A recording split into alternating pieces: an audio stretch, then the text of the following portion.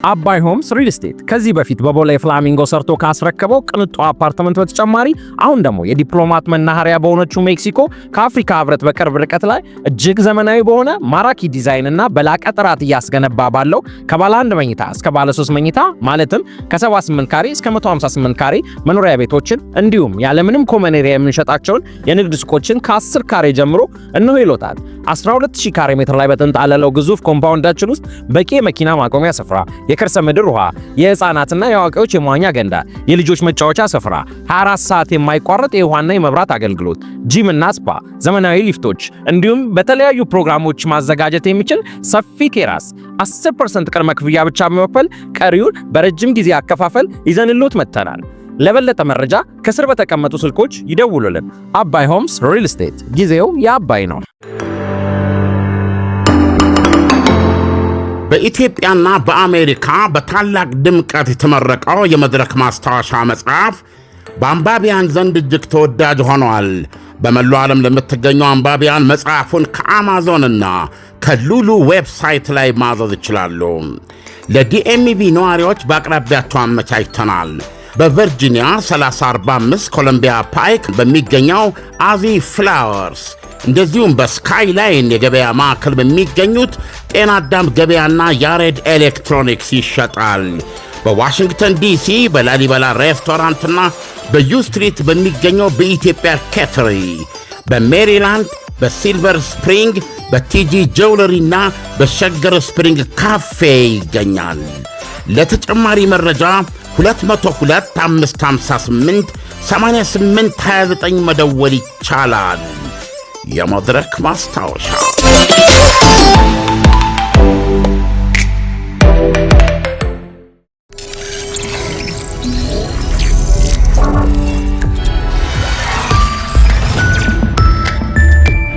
ይህ አዋዜ ሰበር ነው። አንድ የራሽያ ጄኔራል ዛሬ ጠዋት ደቡባዊ ሞስኮ ውስጥ መኪናቸው ላይ በተጠመደ ፈንጂ መገደላቸው ተሰማ። የራሽያ ምርመራ ኮሚቴ በዚህ መልኩ ሕይወታቸው የጠፋ ከፍተኛ መኮንን ማንነት ሌተና ጄኔራል ፋኒል ሳራቭሮቭ መሆኑን ገልጿል። የ56 ዓመቱ ሳራቫሮቭ በራሽያ መከላከያም የጦር ኃይል የዘመቻ ሥልጠና ዲፓርትመንት ኃላፊ እንደነበሩ ኮሚቴው አክሎ ገልጿል። እስካሁን ለአደጋው ኃላፊነት የወሰደ ባይኖርም አንድ መሪ ሐሳብ በዩክሬን የስለላ አገልግሎቶች አማካኝነት የተጠመደ ቦምብ ሊሆን እንደሚችል ታምኗል። ቦምቡ የመኪናቸው ስር የተለጠፈ እንደነበርም ታውቋል። ዩክሬን እንዲህም እንዲያም አላለችም። ዝምታዋ በራሱ የንግግር ያህል ካልተቆጠረ በስተቀረ ጄኔራሉ ሕይወታቸው ያለፈው የደረሰባቸውን ከፍተኛ ቁስለት ይታከሙ ዘንድ የተወሰዱበት ሆስፒታል ውስጥ ነው። የምርመራው ኮሚቴ እንዳለው ግድያውንና በሕገወጥ መንገድ መሳሪያ ማስገባት የሚሉት 2 አንኳር ክሶች ላይ ምርመራ ተጀምሯል። ጄኔራሉ የተገደሉበት ቦታ ደቡብ ሞስኮ ከአንድ የመኖሪያ አፓርትመንት ብሎክ አጠገብ የሚገኝ የመኪና ማቆሚያ ውስጥ ነው። ነጭ መኪና ነበረች። በሯ ተገንጥሎ ይታያል። እንደ ራሽያ ሚዲያ ከሆነ ሟቹ ጄኔራል ሳራቭሮቫ በ1990ዎቹና በ2000ዎቹ መጀመሪያ ላይ በተካሄዱት በኦሴሽያን ኢንጉሽቲያና በቼቸን ጦርነቶች የውጊያ ዘመቻዎች ውስጥ ተሳትፈዋል። በፈረንጅ በ2015ና 2016 መካከል ደግሞ ሶሪያ ውስጥ ዘመቻዎች መርተዋል። ፕሬዚደንት ቭላዲሚር ፑቲን የጄኔራሉ መገደል ዜና እንዲደርሳቸው መደረጉን ቃል አቀባያቸው ዲሚትሪ ፔስኮቭ ተናግረዋል። ራሽያ ከዛሬ 4 ዓመት በፊት የካቲት 17 2014 ዩክሬን ላይ ጥቃት ከከፈተች ወዲህ በርካታ ወታደራዊ ባለሥልጣናትና ከፍተኛ ደረጃ ያላቸው ግለሰቦች የአገሪቱ ዋና ከተማ ሞስኮ ውስጥ ተገድለውባታል። የፕሬዚደንት ፑቲን የቅርብ አጋርና የታወቁ ብሔረተኛ መሆናቸው የሚነገርላቸው የፈላስፋው አሌክዛንደር ዱጊን ሴት ልጅ ጃሪያ ዱጊና በተመሳሳይ መኪናዋ ስር በተለጠፈ ቦምብ የዛሬ 4 ዓመት መገደሏ አይዘነጋም። ባለፈው ዓመት ሚያዝያ ወርም እንደዚሁ ጄኔራል ያሮስላቭ ሞስካሊክ የተሰኙ ከፍተኛ የጦር መኮንን በተመሳሳይ ሁኔታ ተገድለዋል። በኢትዮጵያ 2017 ታኅሳስ ወርም ኢጎር ኪሪሎቭ የተሰኙ ጄኔራል ሞስኮ የአፓርታማ ሕንጻቸው የግቢ በር አካባቢ ሞተር ሳይክል ላይ በተጠመደ ፈንጂ መገደላቸው አይዘነጋም። ለመኪናቸው ቅርብ ነበረች። አንድ የዩክሬን ምንጭ በወቅቱ ወዲያውኑ ለቢቢሲ እንደገለጸው ኪሪሎቭ የተገደሉት በዩክሬን ደህንነት አገልግሎት ነበር። ዩክሬን እንደ ሀገር ወይም እንደ መንግሥት የመሰል ጥቃቶች ኃላፊነትም ሆነ እኔ ነኝ አትልም። ኢሳያስ፣ የጄኔራሉ ግድያ እንዳለ ሆኖ ወደ በጣም ከፍተኛ ባለሥልጣን ናቸው እኚህ በእስራኤል ሀገር የአሜሪካ አምባሳደር ማይክ ሁካቢ የተናገሩት ማለት ነው። ማስጠንቀቂያ ነው ለኢራን የሰጡት እና ምንድን ያሉት አሜሪካ በታሪክ ያንም ያህል ፈንጁ ራሱ የተሰራው ቦምቡ የተሰራው የኢራንን መሬት ሰርስራ የሰራች ከተራራ ውስጥ የሰራቻቸውን የኒውክሌር ማብላያዎች ታሳቢ በማድረግም ነው እና በምድር ላይ ጥቅም ላይ ሲውል ከሙከራ በስተቀረ ለመጀመሪያ ጊዜ ነው በታሪክም። እና እነዚህ ቢ2 የሚሰኙ ቦምበሮች ብዙዎቹ በአሁኑ ጊዜ ጉግል አድርገው ማየት ይችላሉ፣ ወይም ኤኒ እንትን ላይ ማየት ይችላሉ። ልዩ ስሪት ያላቸው በነፍስ ወከፍ የአሜሪካኖቹ የአውሮፕላኖቹ የስሪት ዋጋ እንኳ $2 ቢሊዮን በላይ ነው። በጣም ግዙፍ ነው። በራዳር የማያየው ነው።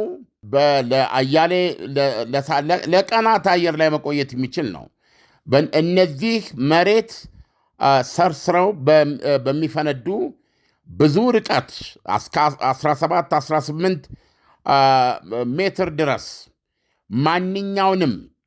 ማንኛውንም ድንጋይ ይሁን አፈር ይሁን ተራራ ይሁን ሰንጥቆ ገብቶ ቆይቶ የሚፈነዳና ፍንቅልቅሉን የሚያወጣ ቦምብ ነው እና አሜሪካ ወይም ዶናልድ ትራምፕ በዛ አውሮፕላን ያንን ድብደባ ያደረጉበት ምክንያት መልእክት ነው። በወቅቱ የነበረውን ነገር ለማጥፋት ብቻ ሳይሆን ኢራን ጊዜሽን፣ ገንዘብሽን፣ ሀብትሽን አታባክኚ እና በምንም ምክንያት የኒውክሌር መሳሪያ አትይዥም፣ ዳግም ስታንሰራሪ፣ ዳግም ማበልጸግ ስትጀምሪ ዳግም እናወድመዋለን የሚል መልእክት ነው እና አሁን በግልጽ ኢራን እነዚህን የተመቱ ወይም የወደሙ የኒውክሌር ማብላያዎች እንደገና ለማንቀሳቀስ የምታደርገው ጥረት መልእክቱን እንዳላገኘች ነው የሚያሳየው። ዲድንት ጌት ዘ ፉል ሜሴጅ ወይም ኢራን አልገባትም የሚል አስተያየት ነው የሰጡት። ምንድን ያሉት ኢራናውያን ፕሬዚደንት ዶናልድ ትራምፕን የሚሏቸውን ማለት ትራምፕ የሚሰጡትን ማስጠንቀቂያ የሚሰጡትን መግለጫ የመሳሰሉትን ኢራኖች ከልብ አይሰሙም ነበረ፣ ሲሪየስ አድርገው አይወስዱም ነበረ። በቢ2 ቦምብ ደብዳቤዎች ፎርዶ የተባለውን የኒውክሌር ማበልጸጊያ በጣም የኒውክሌር ማበልጸጊያው ዋናው እሱ ነው። 90% የደረሰ ወደ 400 ኩንታል ዩራኒየም የበለጸገበትና የተቀመጠበት ቦታም ነበረ ፎርዶን እስኪመቱ ድረስ ዶናልድ ትራምፕን ከልባቸው አላዳመጡም ነበር ነው ያሉት። ይህን ቃለ ምልልስ የሰጡት የብሔራዊ ደህንነት ጥናቶች ጉባኤ ለተባለ ኢንስቲትዩት ነው ተቋም። ስለዚህ ምንድነው የቀረበላቸው ጥያቄ? አሁን ኢራን በዚህ መጀመሪያ በእያንዳንዱ በእስራኤል የጦር ጀቶች ተመሳሳይ መለስተኛ በሆነ ሰርስሮ ገብ መሳሪያዎች በጣም በተደጋጋሚ ጊዜ በተለያዩ የከባድ ቦምቦች ተደብድቧል ቦታው። አሜሪካ ደግሞ ድጋሚ ከመምታቷ በፊት ማለት ነው። ስለዚህ አሁን እንደገና ኢራኖች እዛ ሄደው እዛ የተጠረመሰ የወደመን ቦታ እንደገና ምድጃውን እፍ የሚሉበት ምክንያት ምንድነው የሚል ጥያቄ በቀረበላቸው ጊዜ እኔ መቼም መልእክቱ ደርሷቸዋል ብዬ ነው ተስፋ ማድረግ የምፈልገው። ይሁንና አሁን እንደማየው ከሆነ እንግዲህ እንደገና የኒውክሌር ተቋሞችን ለማንቀሳቀስ የሚያደርጉትን ጥረት ግምት ውስጥ አስገብተው ነው የሚናገሩት።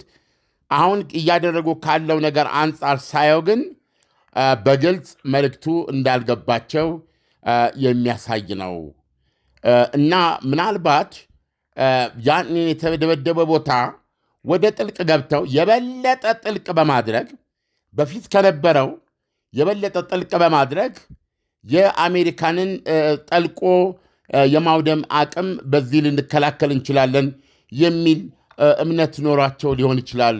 ወይም በዚህ መንገድ መከላከል እንችላለን ብለው አዲስ መንገድ ያገኙ መስሏቸው ሊሆን ይችላል ብለዋል። የአሜሪካ ለእስራኤል አሁንም በተመሳሳይ ሁኔታ እነዚህን የኢራን ኢላማዎች እንድትመታ አረንጓዴ መብራት ታሳያለች ወይ፣ ሌላ አረንጓዴ መብራት ታሳያለች ወይ ተብለው ለቀረበው ጥያቄ ሲመልሱ እኔ ልል የምችለው ወይም ላመላክታችሁ የምችለው ፕሬዚደንት ዶናልድ ትራምፕ ደጋግመውና በቋሚነት ኢራን በምንም ታምር ከቶም መቼም ዩራኒየም አታበለጽግም፣ የኒውክሌር ቦምብ የሚባል ነገር እጃቸው አይነካም ማለታቸው ነው የምደግምላችሁ ብለዋል። እንግዲህ ይሄን እንደ የራስ ትርጉም ነው የምትወስደው። ምልክቱን መስጠታቸው አይቀርም አድርጌ ነው የምወስደው በበኩሌ። የፕሬዚደንት ዶናልድ ትራምፕ ወይም የአሜሪካ አቋም ይሄ እስከሆነ ድረስ ኢራን ከቶምና መቼም የዩራኒየም አታበለጽጋትም፣ የኒውክሌር ቦምብ የሚባልም አይኖራትም የሚል እስከሆነ ድረስ ከዚህ አንጻር የሚደረግ እንቅስቃሴን ማጥፋት ተልኳቸው ነው ማለት ነው። ከዚህ አንጻር ይህን ስራ ለመስራት እስራኤል ዝግጁ በሆነችበት ጊዜ አድርጊው የሚል ምልክት መስጠቷ እንደማይቀር በተዘዋዋሪ የተናገሩት ነው ብሎ ማስቀመጥ ይቻላል። በነገራችን ላይ የእስራኤሉ ጠቅላይ ሚኒስትር ቤንያሚን ኔታንያሁ በዚህ ወር መጨረሻ ላይ ከእንግዲህ አሁን የመጨረሻ ላይ ወደ ዩናይትድ ስቴትስ አሜሪካ በተደረገላቸው ግብዣ ይሄዳሉ። እዛም ማርላጎ በሚገኘው የፕሬዚደንቱ የመዝናኛ ቦታ ነው የሚገናኙት እና እዛም በሚገናኙበት ጊዜ እስራኤል በተለይ የኢራን ያንሰራራ የቦሊስቲክ ሚሳኤል ምርትና እንደዚሁም የተጠቀሱት የኒውክሌር የወደሙ የኒውክሌር ማብለያዎችን እንደገና ለመገንባት የምታደርገውን ጥረት በተመለከተ ጥቃት ወይም ድብደባ ስለሚደረግበት ሁኔታ የእስራኤልን የጥቃት ንድፍ ይዘው ነው የሚሄዱት። ባለፈው እኛ ዜና ላይ ተገልጿል፣ አድማጮቻችን ሰምተውታል።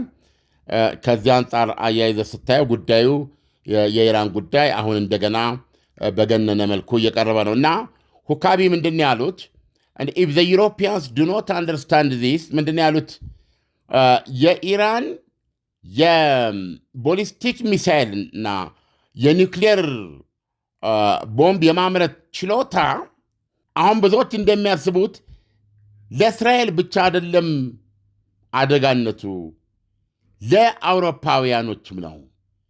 ለአውሮፓ እጅግ ተጨባጭ የሆነ ስጋት ነው እና አውሮፓውያኖች ይህን የማይረዱ ከሆነ እንግዲያውስ አንዳንድ ጊዜ ከማስባቸውም በላይ ደንቆሮች ናቸው በማለት አክለዋል። አውሮፓውያኖች ያው በበኩላቸው እንደምታውቀው ኢራን ዓለም ወደ አውሮፓ ከመሄዳችን በፊት የእስራኤልና የኢራንን ጉዳይ ላይ የምጠይቅህ ጥያቄ አለኝ። ምክንያቱም ለምሳሌ ኢራን ለምንድን ነው በተደጋጋሚ እንደዚህ አይነት ሙከራ የምታደርገው? አሁን ለምሳሌ ፎርዶን ተመታ። ሲመታ አንድ እንደው ስትራቴጂካዊ በሆነ መንገድ እንኳን እንውሰደው ብንል አልተመታም፣ የተረፈ ቦታ አለኝ እያለች ነው ስትናገር የነበረው። አንድ ወሳኝ የሆነ እጅግ በጣም አስፈላጊ የሆነ ቦታ ቢመታም ባይመታም አልተመታም ከማለት ይልቅ ተመቷል ብሎ በማወጅ ዳግም ጥቃት እንዳይደረግበት ለማድረግ ሙከራ ይደረጋል። ኢራን ግን እንዳልተመታ በመናገርና በቀጣይነት ለመስራት ዝግጁ መሆኗን እየተናገረች ነው ያለችው። ይሄ እንደምን ይታያል? ከዛ ውጪ ደግሞ ዓለም ኢራን ለምንድነው እየደጋገመች የምትሞክረው? ለምሳሌ ቻይና ኒኩለር ለመታጠቅ ስትል አሜሪካ ፈቃደኛ አልነበረችም። ኮሪያንም እንደዛው። ሌሎችም አዳዲስ ሀገራቶች ኒኩለር ሊታጠቁ ሲሉ ከፍተኛ የሆነ ጫና ለማሳደር ተሞክሮ ግን የታጠቁ በጣም በርካታ ሀገሮች አሉ። ኢራን አንድ ቀን ማንም ባላሰበው እና ባልገመተው መንገድ ራሷን አስታጥቃ ለመገኘት ካላት ፍላጎት አንጻር ብቻ ነው ወይንስ አንድ ቀን ታጥቃ ልናገኛት እንችላለን? ለዚህ ነው ወይ ያላሰለሰ ጥረት የምታደርገው? ኑር ተስፋ ማሽኖች አስመጪ ድርጅት ዘመኑ የደረሰበት በቤት ቆጣሪ ከሚሰሩ አንስቶ ግዙፍ ዘመናዊ የዳቦ መጋገሪያ ማሽኖች ይሸምቱ። የአውሮፓ ስታንዳርድ ተች ስክሪን የሆኑ የዳቦ መጋገሪያ፣ የኮኪስ፣ የፓትራ፣ የማካሮኒ፣ የዱቄት ማሽኖች እናስመጣለን። በራሳችን ኃላፊነት ገጥመን እናስረክባለን። እንደ ፍላጎቱ ከ4 ፓትራ አንስቶ ባለ 2 በር ተካፋች መጋገሪያዎችን እናስመጣለን። የእንቁላል መምቻ ፓትራ፣ ማቡኪያ፣ መዳመጫ፣ መቁረጫ፣ መጠቅለያ፣ ሌሎች አስፈላጊ መሳሪያዎችንም እናቀርባለን። ያስገባናቸውን ማሽኖች በአካል መጥተው መመልከት ይችላሉ። መለዋወጫ በየአይነቱ ያገኛሉ። ጥገና ሰርቪስ እንሰጣለን። በኤሌክትሪክ በጋዝና በናፍጣ የሚሰሩ አማራጮች አሉን። የ1 ዓመት ዋስትና እንሰጣለን። ለድርጅቱ ሰራተኛ ማሰልጠን፣ መቅጠር፣ የአዋጅ ጥናት ማቅረብ፣ አስተዳደራዊ መዋቅር መዘርጋት ተግባራችን ነው። በ0982 928757 በመደወል ወይንም ቴሌግራም ቻናላችን ኑር ተስፋን በመቀላቀል መረጃ ማግኘት ይችላሉ። አድራሻ መገናኛ ዘፍመሽ ፊት ለፊት ክሬኔት ህንፃ 4ኛ ፎቅ፣ ሜክሲኮ ኬኬርጎን አይመን ህንፃ 2ኛ ፎቅ። ጥራት ያለው ምርት በተመጣጣኝ ዋጋ። ትንሽ ጥያቄው ተደራርቧል፣ ግን አንድ ነገር ማስገንዘብ ያስፈልጋል። እንግዲህ ብዙ ጊዜ በእንዲህ አይነት ጉዳዮች ላይ በግልጽ ለመነጋገር የሚያስቸግርበት ሁኔታ አለ። ነገር ግን አንድ የተለየ ባህሪ ያለው የኢራን መንግስት በአይነቷ የመጀመሪያው አይነት መንግስት ነው ያላት።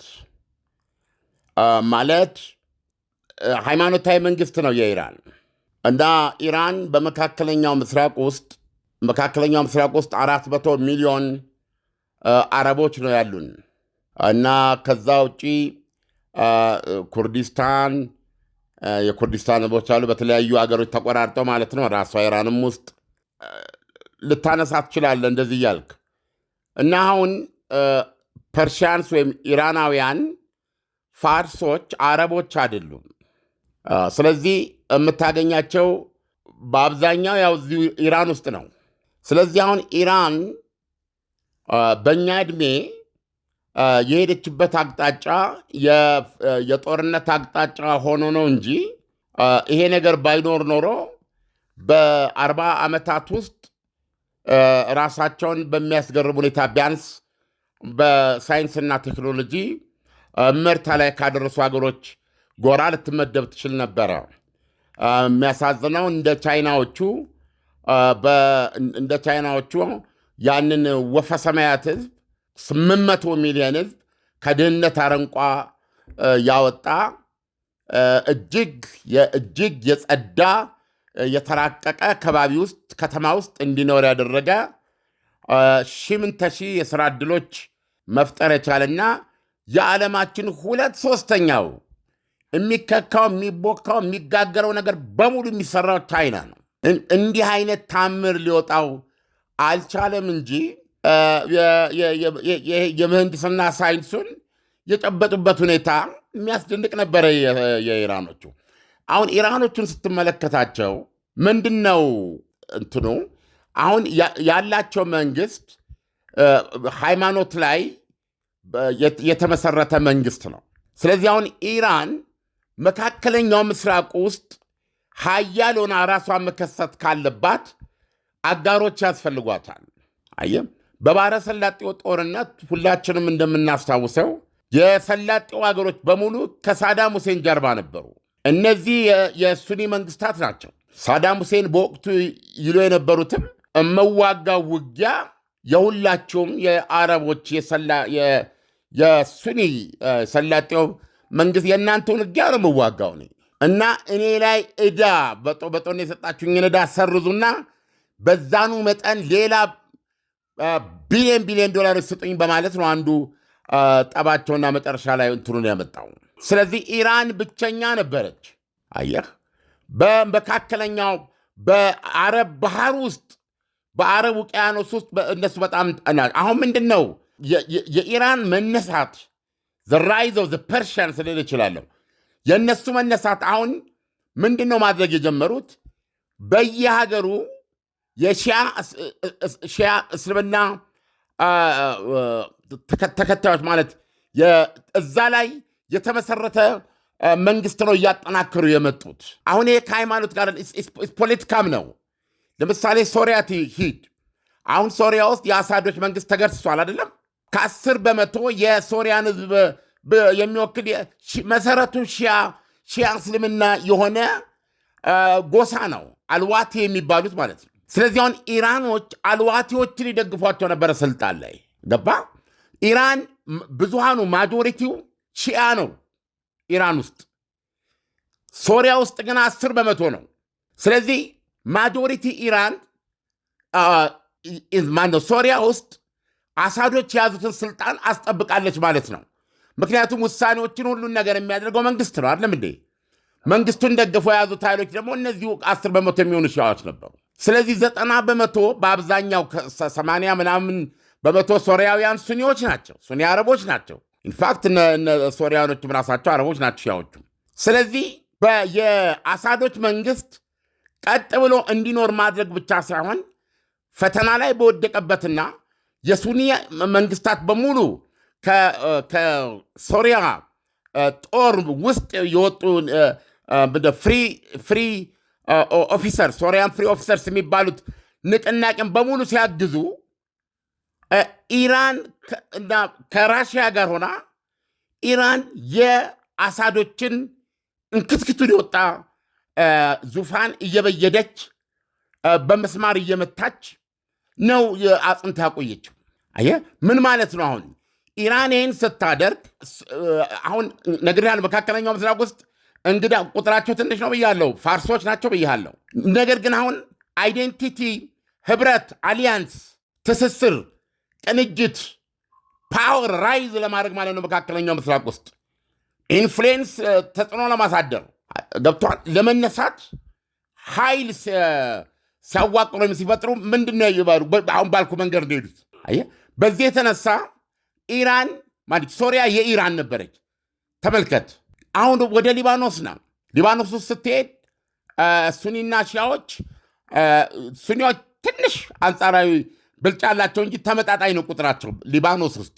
ነገር ግን ሂዝቦላ ታማኝነቱ አሁን ኢስኖት ፖለቲክስ አሁን ብዙ ሰዎች እንደዛው ከፖለቲካ ጋር የሚገናኝ ነገር አለ። ሂዝቦላ ታማኝነቱ ለኢራን፣ ኢራን ለሂዝቦላ የምትሳሰተው ምንም ነገር የለም። ተወርዋሪዋ ነው፣ የፊት መከላከያዋ ነው፣ እስራኤልን ሰላም መንሸዋ ነው። እሷ በምታስፈልግበት ቦታ የእሷን ርዕዮተ ዓለም ይዞ የሚተኮስ ነው። እስከ የመን፣ እስከ ሶሪያ፣ እስከ ኢራቅ፣ እስከ የትኛውም ቦታ እሷ የጨበጠቻቸውን ሳይንስና ቴክኖሎጂ ትራንስፈር የምታደርግለት ኃይል ነው ያ የነበረው ናስራላህ። አየህ ስለዚህ አሁን ሊባኖስ ውስጥ ሄዝቦላ ሁለተኛ ማለት በመንግስት ውስጥ ሌላ መንግስት ነበረ። አሁን ይሄ ፖለቲካ አይደለም ኢሳያስ፣ በዛ አይደለም። ምክንያቱም ፋርሶቹን ለመነሳት አሊያንስ ለመፍጠር አይደለም እንዴ? አሁን ኔቶ አሊያንስ አይደለም እንዴ? አይደለም እንዴ? አሜሪካ፣ እንግሊዝ፣ ጀርመን እንደዚህ ሁሉንም የሚገዛቸው ምንድነው የፖለቲካ ስርዓታቸው ሲስተማቸው ነው። አንድ አይነት የካፒታሊዝም ሲስተም ተከታዮች ናቸው፣ ሊበራል ዋቴቨር። ስለዚህ አሁን እነሱ በዛ ውስጥ ያንን የጋራ የሚያማክላቸውን ሲስተም ጠብቆ ለማኖር አሸናፊ ለማድረግ ወታደራዊ ግንባር ፈጠሩ ማለት ነው ኔቶን። ስለዚህ አሁን ኢራን ብቸኛ በሆነችበት በአረብ ውቅያኖስ ውስጥ ነው ያለችው እና አናሳና ብቸኛ በሆኑበት በዛ ክልል የራሳቸውን ትስስር ለመፍጠር የሄዱበት መንገድ የሃይማኖት መንገድ ነው ማለት ነው። ስለዚህ አሁን በዚህ መንገድ ሄደው ሶሪያን ወደ እነሱ ማድረግ፣ ሊባኖስን በእነሱ ስር ማድረግ ችለዋል። የመን ትመጣለ። የመን ውስጥ እኮ የወደቀው በሐውቲዎች የጣሉት ሐውቲዎች ከሰሜን የመን የመጡ ናቸው። የጣሉት መንግስት እኮ ሀዲ የሚባሉ ነበሩ።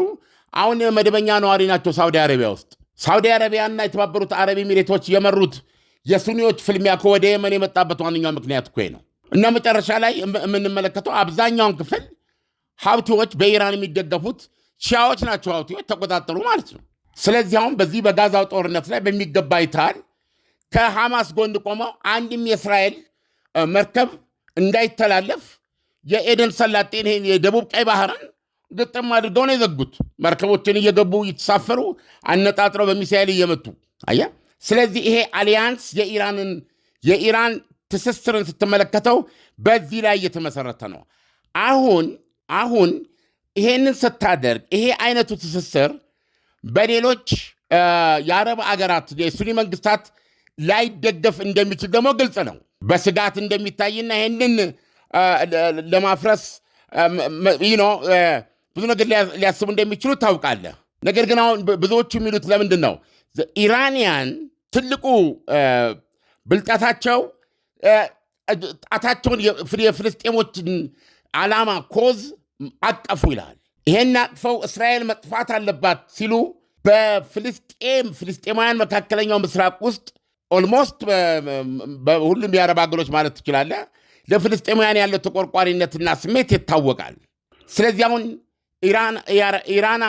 ኢራኖቹ ይሄንን ኮዝ መያዛቸውና እስራኤል መጥፋት አለባት የሚል ፖሊሲ ማራመዳቸው ይሄንን ቅድም ያልኩን የራሳቸውን ይሄንን ሺዓዊ ትስስር ተቀባይነት እንዲያገኝ በዙሪያው ተቀባይነት እንዲያገኝና በማይቀለበስ መልኩ እስኪገነቡት ድረስ ተቀባይነት እንዲኖረው የሄዱበት ረቂቅ መንገድ ነው የሚባለው። ምክንያቱም ሁሉም ትኩረትን የፍልስጤሞች ጉዳይና ከዛ ጋር ስታያይዝ ግንባር ቀደም ሆና ስለምትታይ ይሄ ደግሞ ለእሷ ውስጥ ለምታደርገው ለኢራን መነሳት በዙሪያ እየፈጠረች ያለውን ትስስር እና ይህንን ኤምፓየር በለው ግንባታን በሚገባ እንድታሳካ ጊዜና እድል የሚሰጣት ስለሆነ የተጠቀመችበት ብለው የሚተቹ አሉ።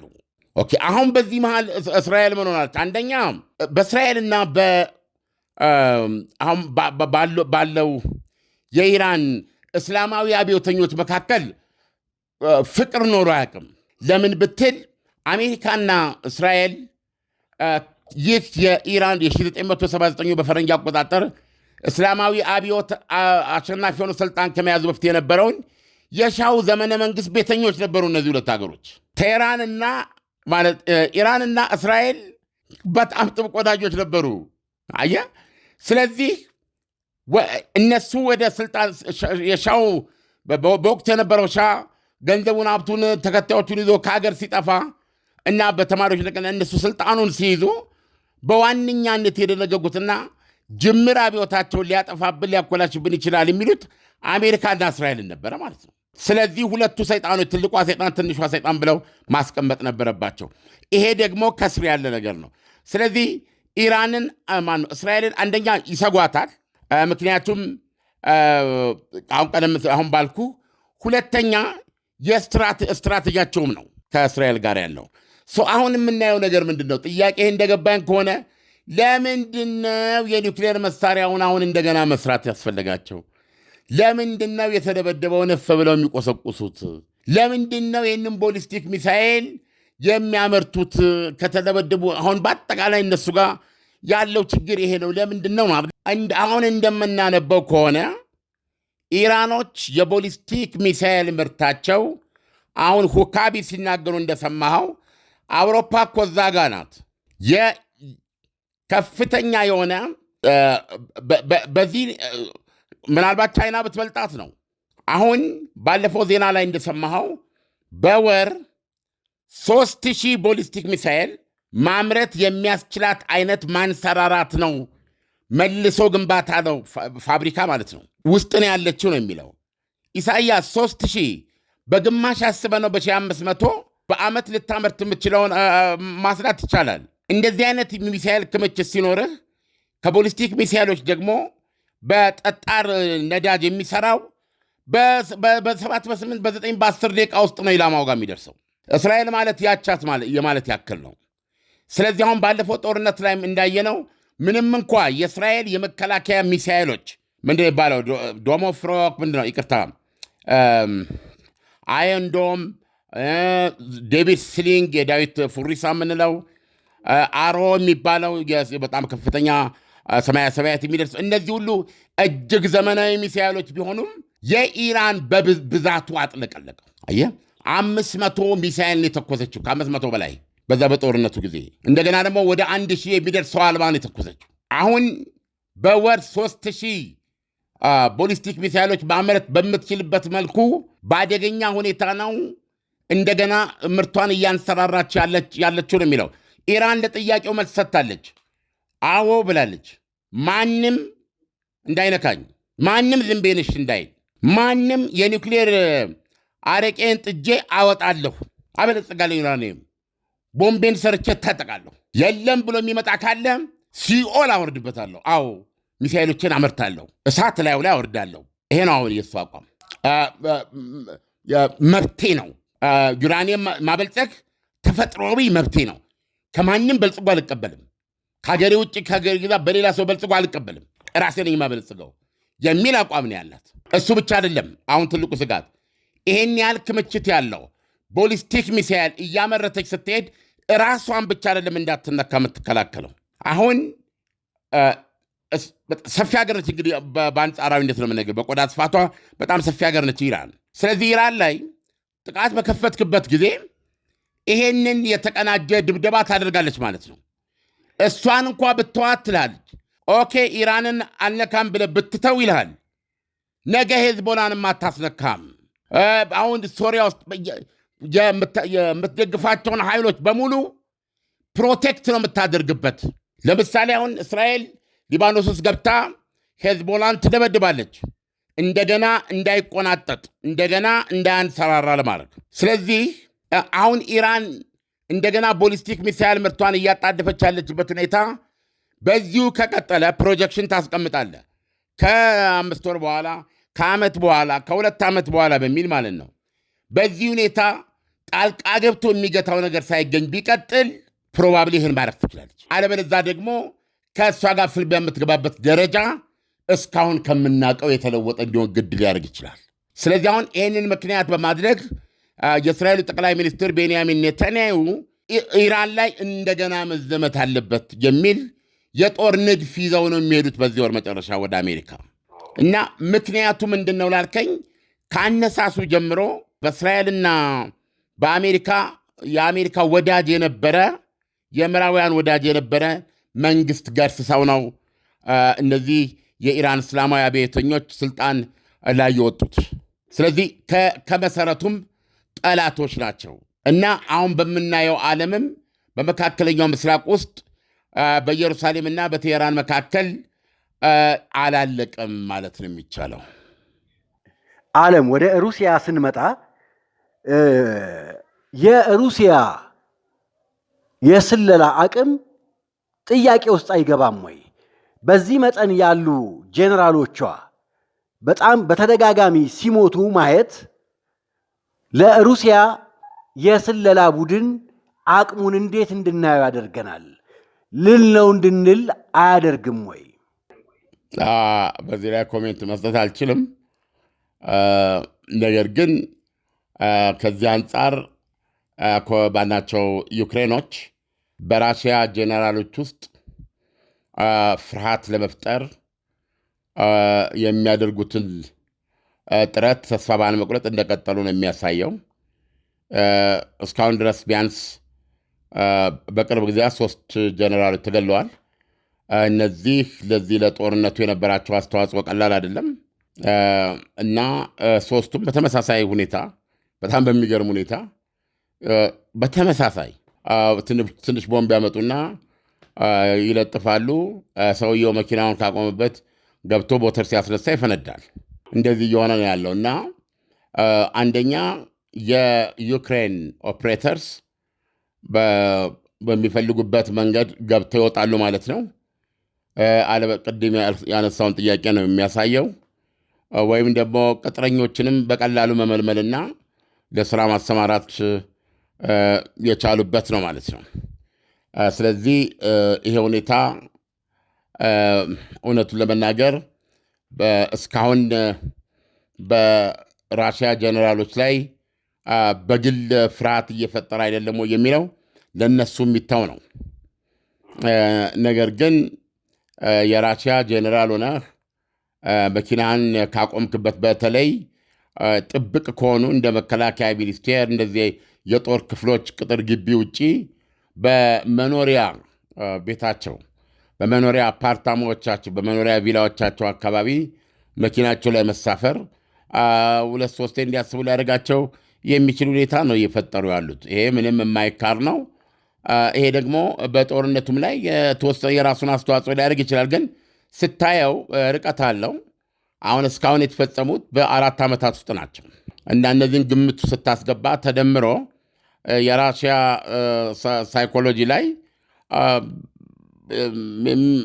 ፋይዳ ቢስ ሆኖ ሊገኝ ይችላል። ምክንያቱም የድግግሞሹ እና በተለይ እነዚህ ቁልፍ የሆኑ ጀነራሎች ላይ የሚደጋገምበት ፍጥነት፣ የጥቃቱ አይነት ብዙ አይነት አይደለም። የቆመበት ቦታ ላይ ተመሳሳይ ነው። እንዲህ አይነት ነገሮች የራሳቸው አስተዋጽኦ ሊያደርጉ ይችላሉ።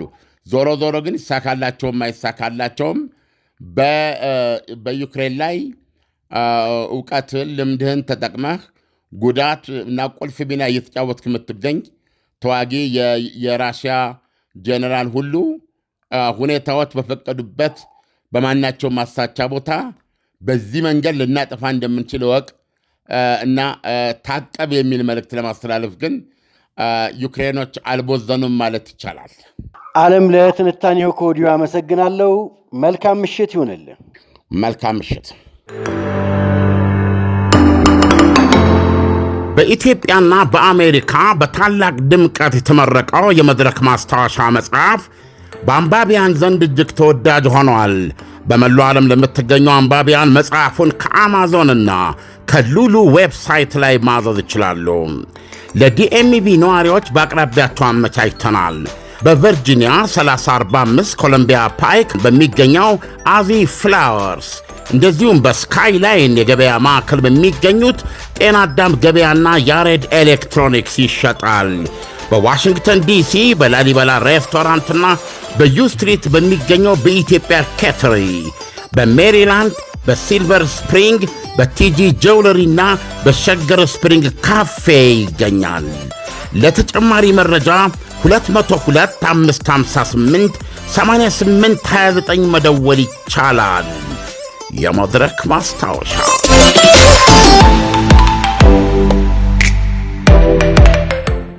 አባይ ሆምስ ሪል ስቴት ከዚህ በፊት በቦሌ ፍላሚንጎ ሰርቶ ካስረከበው ቅንጡ አፓርትመንት በተጨማሪ አሁን ደግሞ የዲፕሎማት መናኸሪያ በሆነችው ሜክሲኮ ከአፍሪካ ሕብረት በቅርብ ርቀት ላይ እጅግ ዘመናዊ በሆነ ማራኪ ዲዛይንና በላቀ ጥራት እያስገነባ ባለው ከባለ 1 መኝታ እስከ ባለ 3 መኝታ ማለትም ከ78 ካሬ እስከ 158 ካሬ መኖሪያ ቤቶችን እንዲሁም ያለምንም ኮመን ኤሪያ የምንሸጣቸውን የንግድ ሱቆችን ከ10 ካሬ ጀምሮ እነሆ ይሎታል። 12000 ካሬ ሜትር ላይ በተንጣለለው ግዙፍ ኮምፓውንዳችን ውስጥ በቂ የመኪና ማቆሚያ ስፍራ፣ የከርሰ ምድር ውሃ፣ የህፃናትና የአዋቂዎች የመዋኛ ገንዳ፣ የልጆች መጫወቻ ስፍራ፣ 24 ሰዓት የማይቋረጥ የውሃና የመብራት አገልግሎት፣ ጂም እና ስፓ፣ ዘመናዊ ሊፍቶች እንዲሁም በተለያዩ ፕሮግራሞች ማዘጋጀት የሚችል ሰፊ ቴራስ፣ 10% ቅድመ ክፍያ ብቻ በመክፈል ቀሪውን በረጅም ጊዜ አከፋፈል ይዘንሎት መጥተናል። ለበለጠ መረጃ ከስር በተቀመጡ ስልኮች ይደውሉልን። አባይ ሆምስ ሪል ስቴት፣ ጊዜው የአባይ ነው። ምርትና አገልግሎቷን በአዋዜ ላይ ያስተዋውቁ። ለጥራች እንታመናለን። በስልክ ቁጥሮቻችን ይደውሉልን። አዋዜ ዓለምነህ ዋሴ ዜና